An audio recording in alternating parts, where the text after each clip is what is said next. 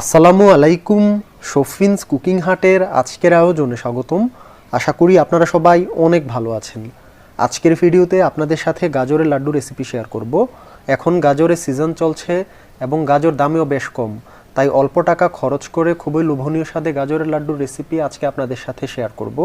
চ্যানেলে নতুন হলে অবশ্যই সাবস্ক্রাইব করবেন। তাছাড়া ফেসবুকে শফিন্স কুকিং হাট পেজ ফলো করতে পারেন। এখন দেশীয় গাজর খুবই সহজলভ্য এবং দামেও অনেক কম। আমি 1 কেজি পরিমাণ গাজর মাত্র 25 টাকা দিয়ে নিয়েছি। একটা গ্রেটার ব্যবহার করে গ্রেট করে নিচ্ছি। গ্রেটারের যে অংশটাতে ছোট ছিদ্র আছে সেই অংশ দিয়ে গ্রেট করে নিচ্ছি। আপনারা আপনাদের সুবিধা অনুযায়ী গ্রেট করে নেবেন। ছোট বড় হলে সমস্যা নেই, ভালো করে সিদ্ধ করে নিলে হয়। আপনারা স্ক্রিনে দেখতে পাচ্ছেন আমি এভাবে গ্রেট করে নিয়েছি। আস্তে আস্তে করে সবগুলো গাজর আমি গ্রেটার ব্যবহার করে গ্রেট করে নিয়েছি। তারপর একটা প্যানের ভিতর নিয়ে নিয়েছি 1 কেজি পরিমাণ গাজর কুচি করে বা গ্রেট করে। তারপর একে একে সবগুলো উপকরণ প্যানের ভিতর দিয়ে দিব।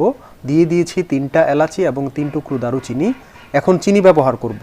চিনি আপনারা আপনাদের স্বাদ অনুযায়ী ব্যবহার করবেন। আমি এখানে 1 কাপের একটু বেশি পরিমাণ চিনি দিয়েছি। যারা বেশি মিষ্টি খেতে চান তারা আরও চিনি অ্যাড করতে পারেন, কোনো সমস্যা নেই। এখন দুধ ব্যবহার করব, লিকুইড দুধ। এখানে আমি 250 ml এর মতো দুধ দিয়ে দিচ্ছি।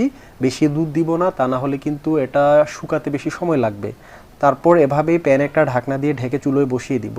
নেড়ে মিশিয়ে দিতে হবে না।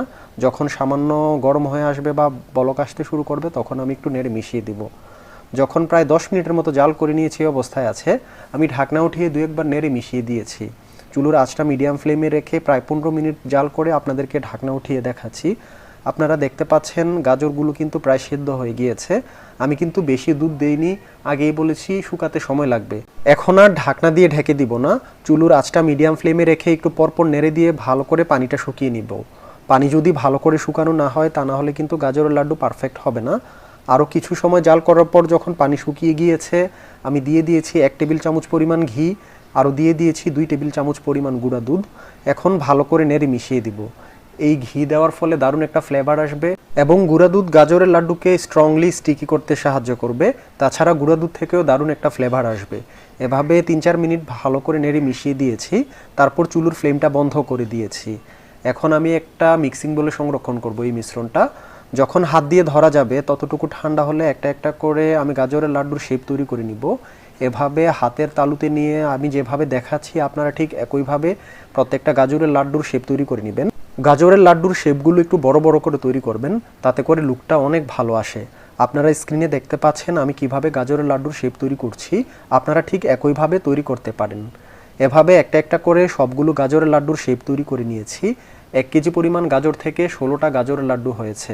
আপনারা অল্প টাকা খরচ করে এই দ্রব্যমূল্যের ঊর্ধ্বগতিতে খুবই লোভনীয় স্বাদের গাজরের লাড্ডু বাসায় তৈরি করতে পারেন। আশা করি আজকের রেসিপি আপনাদের কাছে ভালো লেগেছে। আপনারা আমার অন্যান্য ভিডিওগুলো দেখবেন, লাইক কমেন্ট ও শেয়ার করে পাশে থাকবেন।